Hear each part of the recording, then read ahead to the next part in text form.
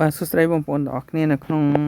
បណ្ដាញសង្គម Facebook ឬក៏ TikTok YouTube អីហ្នឹងអញ្ចឹងក្នុងវីដេអូនេះខ្ញុំធ្វើការបង្ហាញបងប្អូនទាំងអស់គ្នាអំពីរបៀបបង្កើតវីដេអូនៅក្នុង Sora ដែលយើងប្រើប្រាស់លើទូរស័ព្ទដៃអញ្ចឹងអ្វីដែលបងប្អូនត្រូវចំណាយគឺ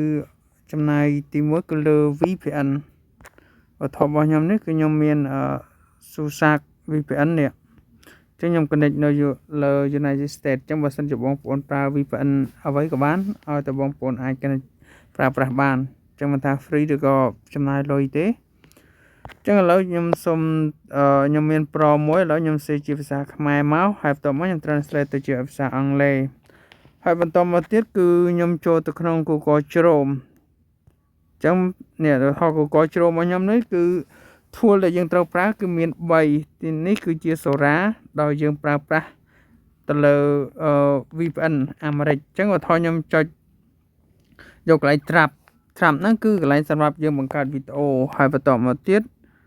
គឺយើងនេះចុចកន្លែងសញ្ញាបូកហ្នឹងមកដើម្បីបង្កើតជាវីដេអូឧទាហរណ៍ខ្ញុំផាសព្រមដែលខ្ញុំបានធ្វើការសរសេរ translate ហ្នឹងមកហើយសូមបញ្ជាក់ថាអ្នកមុននៅយើងផ្ញើទៅវាមានប៊ូតុងនេះមួយអញ្ចឹងប៊ូតុងហ្នឹងគឺទី1អាលើខាងនេះគឺសម្រាប់ឲ្យយើងជ្រើសរើស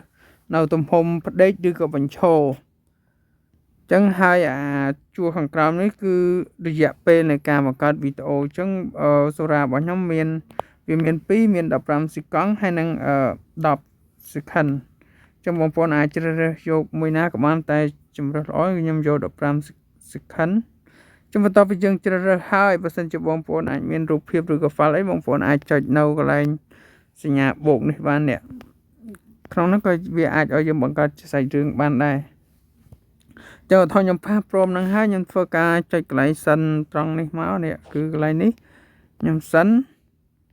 ខ្ញុំសិនចឹងមកគឺវីដេអូហ្នឹងវាចាប់ផ្ដើមធ្វើការបង្កើតឲ្យយើងនេះចឹងវាចាប់ផ្ដើមដើរចឹងបើសិនជាបងប្អូនមានព្រមច្រើនអាចបង្កើតបានច្រើនវីដេអូចឹងនេះគឺជាឧទាហរណ៍ទី1ទេហើយបន្ទាប់ពីបងប្អូនបានបង្កើតហើយឬក៏បងប្អូនអត់ចេះសរសេរព្រមអញ្ចឹងបងប្អូនអាចសរសេរនៅកន្លែងត្រង់នេះបងប្អូនទាញមើល website នេះទៅ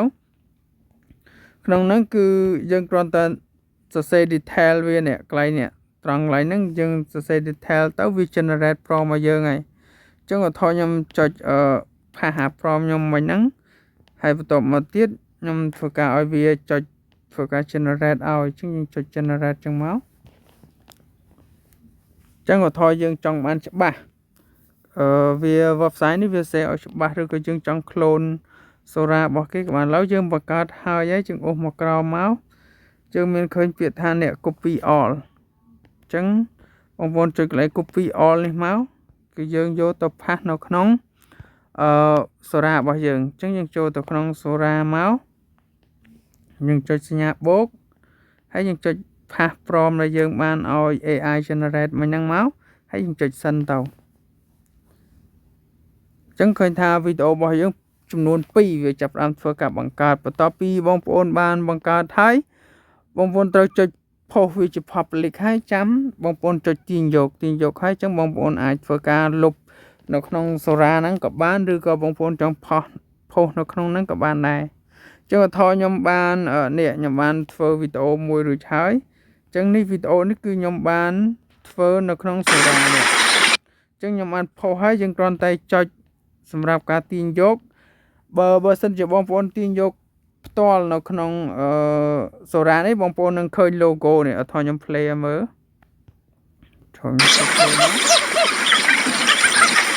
ចឹងនេះគឺជា logo របស់ Sora អញ្ចឹងយើងមិនចង់បានវីដេអូដែលមាន logo អញ្ចឹងដើម្បីយកទៅ post ក្នុង TikTok ឬក៏ Facebook ឬក៏ YouTube Short អីទេអញ្ចឹងបងប្អូនត្រូវចុចកន្លែងសញ្ញា share នេះមកចឹងខ្ញុំសុំធ្វើការចុចមកគឺវាដាក់ថា link copy វា load notification ឲ្យបន្តមកទៀតបងប្អូនចុច back មកវិញបងប្អូនត្រូវចុចយកកន្លែងនេះចុចកន្លែងនេះដើម្បីទៅចូលក្នុង website ដើម្បីទាញយកអញ្ចឹងខ្ញុំមាន website នេះមួយអញ្ចឹងបងប្អូនអាចផាសព្រមនៅកន្លែងនេះមកអញ្ចឹងឧទាហរណ៍ខ្ញុំចុចលុប link ហ្នឹងដោយសារខ្ញុំបាន copy link ហ្នឹងហើយថាខ្ញុំចេះ select all ហើយយើងចុច delete មកហើយបន្តមកយើង pass link ហ្នឹងអូខេ pass ហើយបងប្អូនធ្វើការចុចកន្លែងនេះត្រង់នេះថយចុច download មក website ហ្នឹងវាមានភាពងាយស្រួលមែនទែនគឺវាលឿននេះគឺចឹងវាចេញមកហើយកន្លែងនេះបងប្អូនអាចចម្លងព្រមបានទៀតនេះហើយវាដាក់ HD នេះគឺជា file ដើមចឹងបងប្អូនអាចធ្វើការចុចនៅកន្លែងត្រង់នេះ copy ព្រមនឹងដើម្បីបង្កើតថ្មីក៏បានដែរហើយបន្តមកទៀតបងប្អូនមិនចង់ copy ព្រមទេបងប្អូនចុចកន្លែង download នេះមកចឹងខ្ញុំសូមធ្វើការចុច download ចឹងវាសួរយើងឯងដោយសារខ្ញុំធ្លាប់ download ម្ដងចឹងវាសួរយើងថាយើងចង់ download មួយទៀតឥឡូវខ្ញុំថត download មួយទៀតឲ្យបងប្អូនមើលគឺចុចទៅត្រង់នេះអូខេហើយអ្នកវីដេអូរបស់យើងគឺវាដាក់យើងអាច open បានអញ្ចឹងបងប្អូនអាចបើកវីដេអូ Sora នឹងបាននេះបើកមកវា play មកនេះហើយគឺអត់មាន logo ទេមកចាំព្រួយបន្លំបន្ថយខ្ញុំចុច play ឲ្យមើលចុះគឺអត់មាន logo ទេ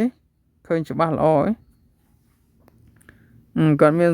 logo Sora កន្លែងណាមួយទេចឹងបងប្អូនអាចយកទៅ post នៅក្នុង TikTok ឬក៏ Facebook ឬក៏ YouTube Short បានចឹងមានភាពងាយស្រួលមែនទែនហើយសូមបញ្ជាក់ថា account Sora ដែលយើងអាចបង្កើតវីដេអូបានព្រោះតើបងប្អូនឈរលើទីតាំងនៅ USA ឬក៏ប្រទេសណាដែលអាច support ជាមួយនឹង Sora នឹងបានចឹងខ្ញុំចូល Sora របស់ខ្ញុំវិញមកហើយយើងចូលកន្លែង trap នេះគឺចំនួនវីដេអូរបស់យើងបង្កើតឥឡូវយើងចាំមើលវីដេអូរបស់យើងបង្កើតចំនួន2អូខេនេះ1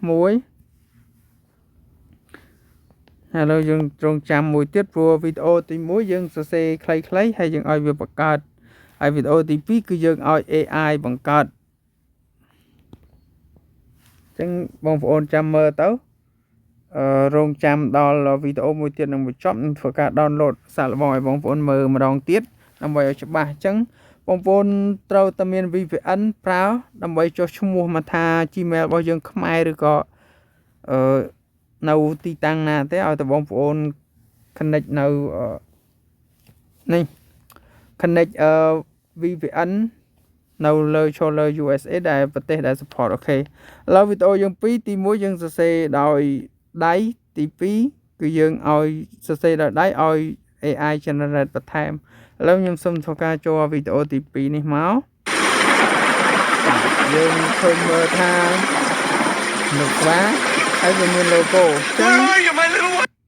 ចឹងអូខេចឹងបងប្អូនបន្តពី play ហើយបងប្អូនចង់ post ឬក៏ចង់កែឈ្មោះបងប្អូនអាចកែឈ្មោះបាននេះអញ្ចឹងបងប្អូនចុចកន្លែង post ត្រង់នេះមកដើម្បីធ្វើការទាញយកដោយគ្មាន watermark ឬក៏បងប្អូនអាចកែចំណងជើងដោយបងប្អូន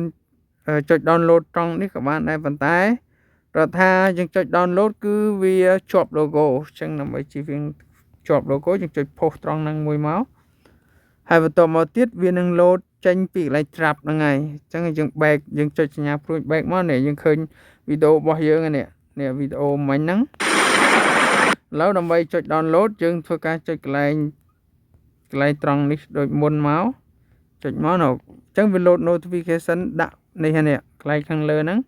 គឺបានបញ្ជាក់ថាយើងបាន copy ឥឡូវយើងចូលទៅ website ដើម្បី download អញ្ចឹងត្រង់នេះបងប្អូនអូសមកលើមកបងប្អូនចុចត្រង់នេះយកពាក្យថា select all ដើម្បីលុប clear link ចាស់ហ្នឹងយើងផាស link ថ្មីហើយបន្តមកធ្វើការចុចកន្លែងត្រង់ download ពណ៌ខៀវហ្នឹងតមកវានឹងចេញព្រមហើយនឹងវីដេអូឲ្យយើងនេះព្រមបងប្អូនចង់ copy ក៏បានដែរនេះ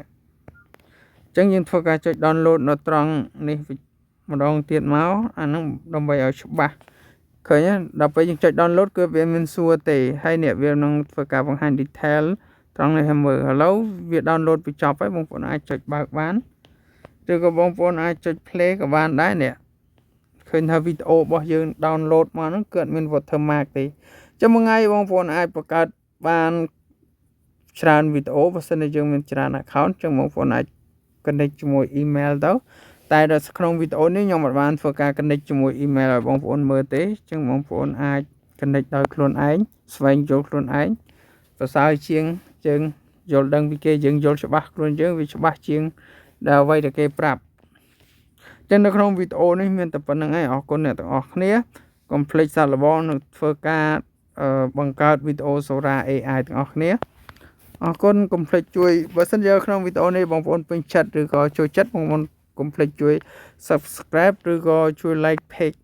ឬក៏ Facebook របស់ខ្ញុំម្នាក់មួយផងណាអរគុណច្រើន